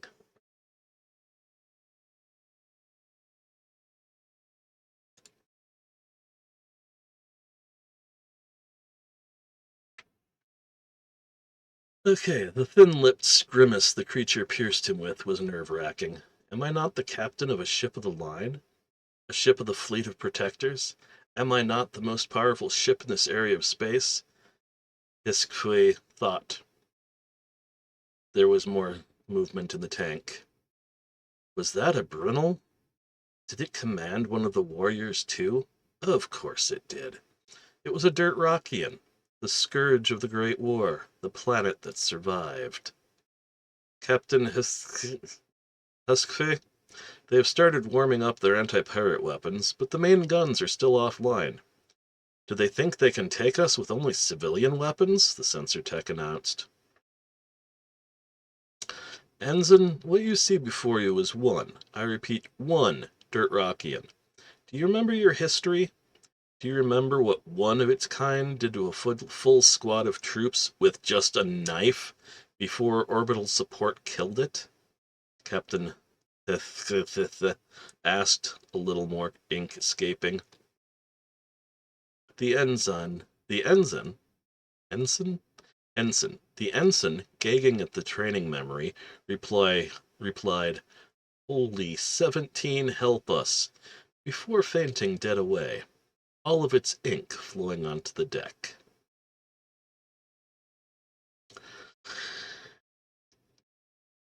I think,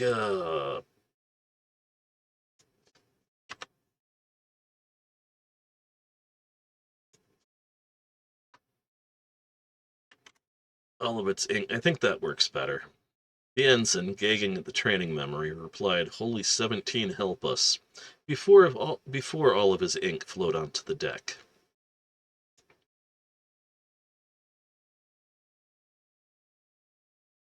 Wait, what do you mean, their main guns?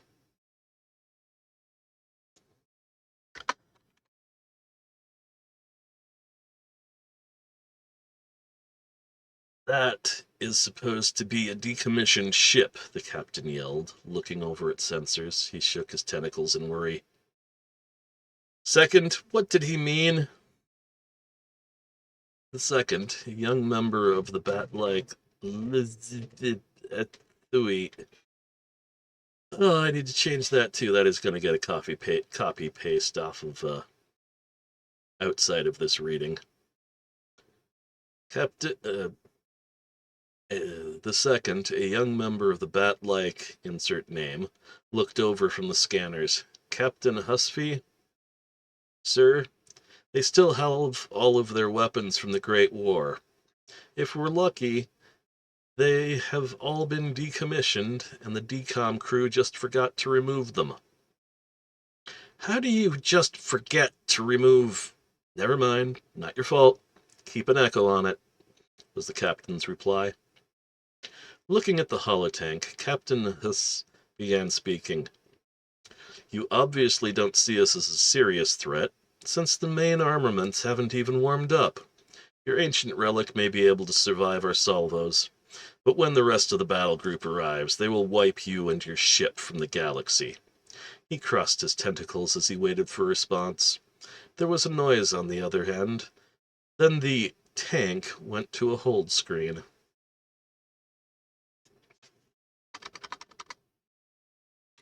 Screen! Hold pattern! Yelled Geo. She looked over at the captain, raising an eyebrow. We have main armaments? Campy, can you confirm?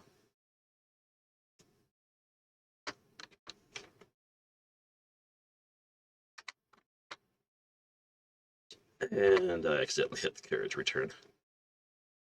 Ah, yes, there was a footnote listing up there. Footnote 1. Actually, the Certified League of Sentient Beings, the loose confederation of 200 recognized worlds bound together by communal laws, diplomatic and fiscal ties. This group administers another 300 or so worlds that are unable to self-govern due to being non/nearly sentient or colonies. Good night, trenches. You sleep well. Yeah, I'm almost done, actually. I'm going to be able to finish chapter 5, and then it will be end of stream. So thank you all for joining me, by the way. Alright, so I have been told that unless you are super good, super famous, you shouldn't use number point thingies. Name escapes me at the moment. But I don't care. I'm going to use them anyway, because I'm a dick. Chapter 5. Maria McConnor was staring out at the peaceful patch. Maria McConnor was staring out at a peaceful patch of sky. The stars were out, the moon was full, and a gentle breeze was blowing. Thanks to the lake, slight mist was in the air. As Scoutmaster of Unified American Scout Troop 524, it was Maria's job to make sure all of her scouts were in their tents by curfew. Little Miss Geo, her daughter, was not back from fishing yet. She would need to go out and find her. Using Geo's, required by insurance in high-risk areas, temporary GPS chip, Maria was able to track her several hundred yards up the shoreline. Then, something obviously impossible happened. The location of the chip went straight up into the air. Glancing up, she did see a streak of light heading up, but that was impossible. 10 more minutes of walking brought her to a patch of ground that seemed to have been turned into glass, and was still shimmering with heat. A shudder ran through her, and discretion being the better part of valor, she decided it was time to head back to camp and call things in on the satellite phone. A few minutes of conversation later, and she had assurances that the Rangers were on their way. Maria woke the other leaders and quietly informed them of the situation. Afterwards, she walked to the shore and cried for her lost daughter, somehow knowing she would never see her again. As the moon hit its apex in the night sky, the Rangers' boat pulled up. Just before the downtown exit, in the capital city of Avernii, a large, unadorned, tranquil building sits. All is quiet, for now. The name on the door says TransUnion Galactic Shipping. Inside of the doors is anything but tranquil and quiet. Like any large shipping firm, people are running to and fro, words are being had, contracts are being made, work is being done. Upstairs, in the executive lounge, two beings are discussing a somewhat strange communication from the starship. Is de frickin'. Now that almost sounds Norse, like Norwegian or something. For the sake of our throats, let's call them James and William. James, on the left, is a bat-like Ethui. I'm just going to call them Ethui and get rid of this part of it. And on the right is William, a squid-like... We're going to have to figure something else out for that, because I ain't pronouncing that. And I'm not making Lorelei, when she reads this for an audiobook, try and pronounce that sort of garbage. They are resting on very comfortable-looking seating of the sort that looks good, but isn't comfortable. William is currently speaking. So, James, old boy, what are you going to do about the blah? Will you just let the pirate take it from the company's fleet? You can't seriously tell me that doing so would be in the company's best interest. Actually, I can and I will, stated James, coldly and matter-of-factually. Firstly, through no fault of its crew, the blah is the most costly of that class to operate. Second, it has a higher mass when empty than any of our other ships of its class.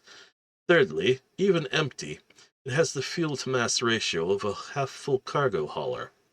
Fourth, we can't even access most of its interior space. Fifth, its AI, Campy, has subverted any and all attempts at personality overlay. Sixth, and lastly, it was also thrown in, according to the company records, as a low-cost bonus from the shipyards. All of these point to it being the best ship for a pirate to abscond with. William starts shaking his tentacles in anticipation. Just how much do you stand? By George, just how much do we stand to lose on the ship itself? The cargo is well insured, and everyone knows not to cross the insurance companies. James, smiling, says, 1,500. Oh, I cannot keep up with the accents. I'm sorry, guys. They're just gonna all have the same British accent, because they're supposed to be kind of British-ish. 1,500. 1,500 million? Not a bad loss at all, replied William. No, William, 1,500. No millions or billions. Just 1,500 credits, James replied quietly. A little ink came out as Williams actually quaked. Seriously? I could pay for that in cash right now. As could I, James replied. I think I will pay for it, and offer the new captain a job as a contract courier, just to see how well they can keep up. Did you ever listen to the original untranslated message that came with the communication? William asked. No. Shall we listen to it now? James responded. Alright, I'm gonna have to move.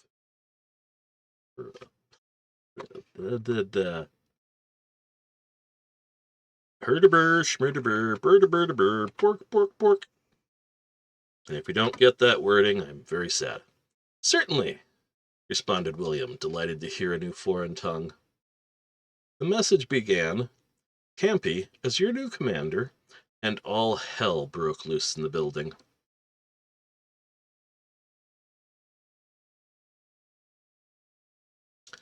Thank you, dealer. Thank you. Glad you have been enjoying yourself.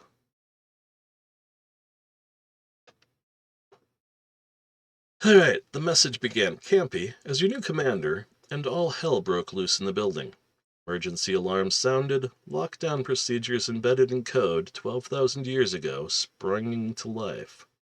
Warning! Warning! Warning! Dirt Rockian presence detected.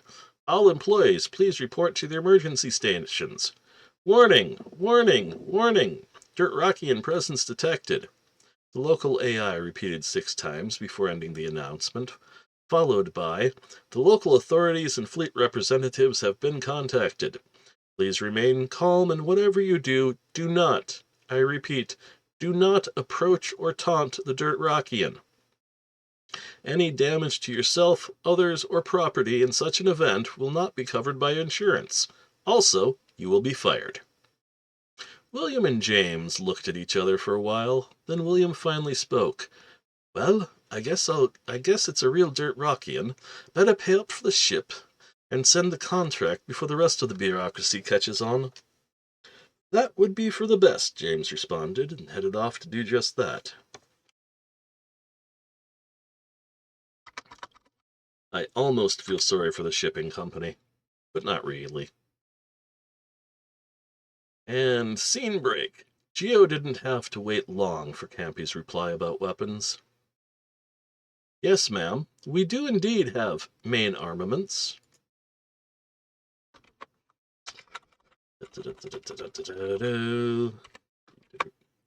They are still present, but not currently connected to power systems, Campy replied. They will need to be manually connected before they can be used. What else do we have that you haven't told me about? Geo asked, using her mother's second most dangerous tone. Lots of things, ma'am. I have certain built-in subroutines that I am unable to countermand except the legal owner of this vessel. I'm very sorry, ma'am. Campy regretfully answered, followed by, wait, no, never mind. Admiral Georgia Ann Geo McConnor, Dirt Rockian. Do you accept legal ownership of this vessel? Campy's voice took on a very legal-sounding edge.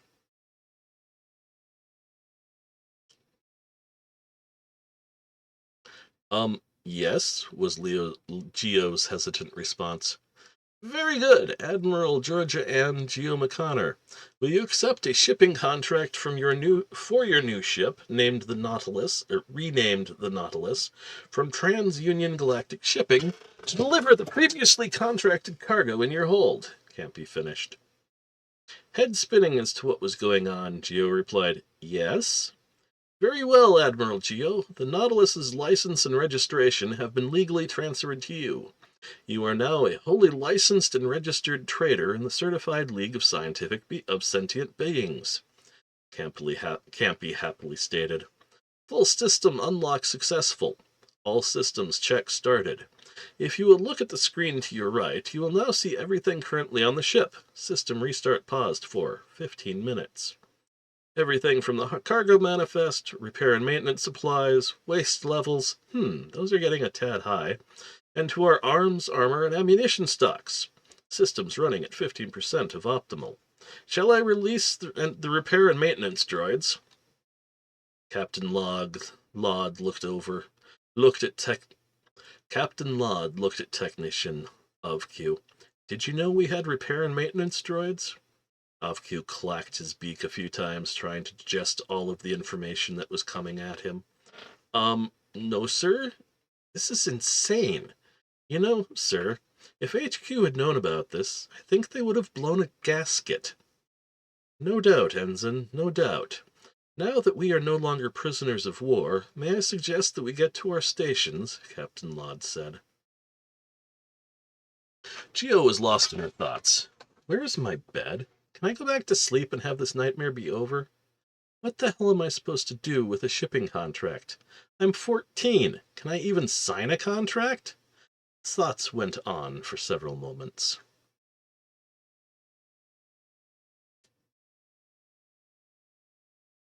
Okay, yeah, that needs to be italicized. Admiral, Campy interrupted, the fleet ship is firing at us. What should we do? Captain, emergency maneuvers, Geo yelled. Gunnery, aim at their shields. Aim at their engines. Shields up. Do we even have shields? Everyone's stunned silence of the last few minutes wore off in that instant. Something about Geo made everyone want to follow her orders. They ran for the stations. The lift opened, disgorging the remaining crew upon the bridge.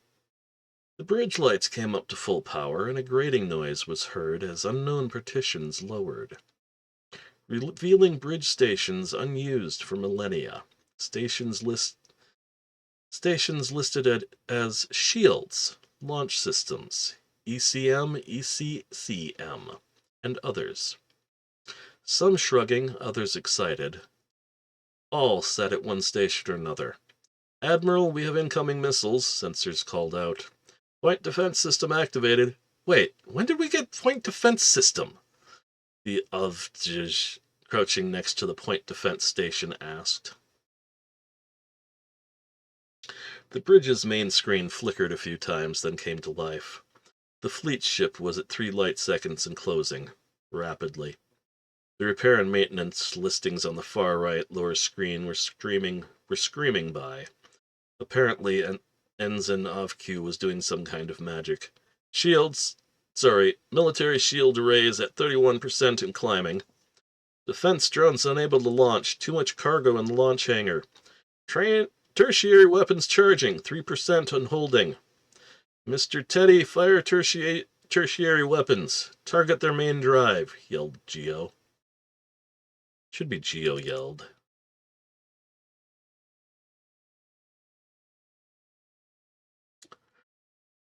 There were shocked looks and gasps from the assembled crew, and Hirschtang responded, Yes, Admiral. It had been several minutes, and Huskfee had had enough. To hell with this waiting, helm full ahead, weapons, fire on its FTL drill, he ordered.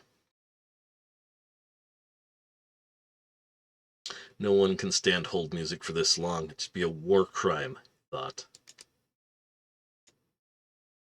I would happen to agree with that for hold music being a war crime.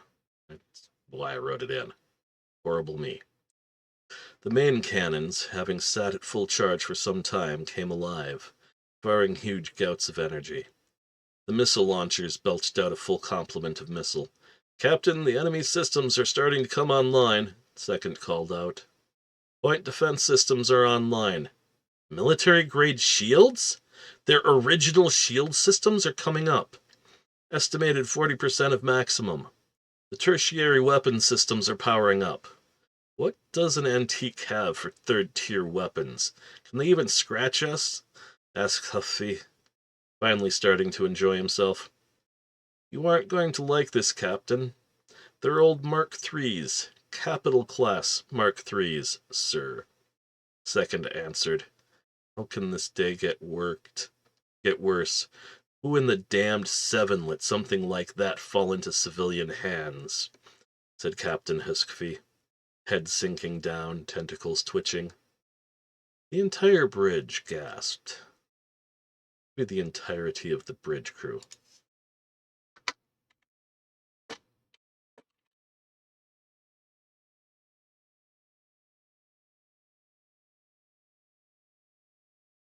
The entirety of the bridge crew gasped.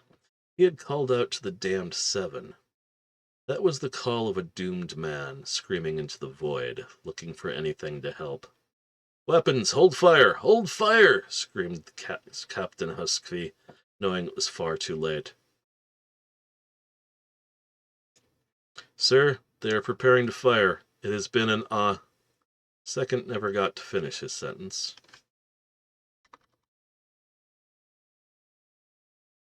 The first of the tertiary weapons fired on the insert ship name here. A thin streak of black lightning striking its engines. The rear of the fleet ship disappeared. The crew of the Nautilus stared at the main screen as the fleet ship shuddered and slowly exploded, the hull peeling open in wide strips. All across the bridge there were gasps and quiet sobs as what had just happened sank in. They had just killed 500 beings of the fleet of protectors. All right, folks, that wraps it up. I hope you all have enjoyed. If you're new, welcome. Thank you for joining us. If you're not, thank you for returning. This will be posted up tomorrow on the app with the red button, YouTube's. So hopefully you'll like, comment, subscribe. If you aren't following me on Reddit or on... what the hell is it called? Writing Road? Oh, God, my brain doesn't want to deal with me today. If you aren't following me on Reddit or Royal Road, I suggest to give it a try. I update every Thursday. Sometimes it happens on a Friday or Saturday because shit gets busy around here. But such is my life. There's a new chapter of the Not-Immortal Blacksmith every week. If you can donate, that'd be awesome. If you can't donate, don't. I need to come up with some sort of tagline like, hug your mother. Midgets don't like being petted. Watch out for, the beasties and the ghoulies and long-legged freaks. Something along those lines as a tagline. But y'all take care of yourself. It's been fun. Don't do anything stupid. I want to see you living at the next one. And have yourselves a good night.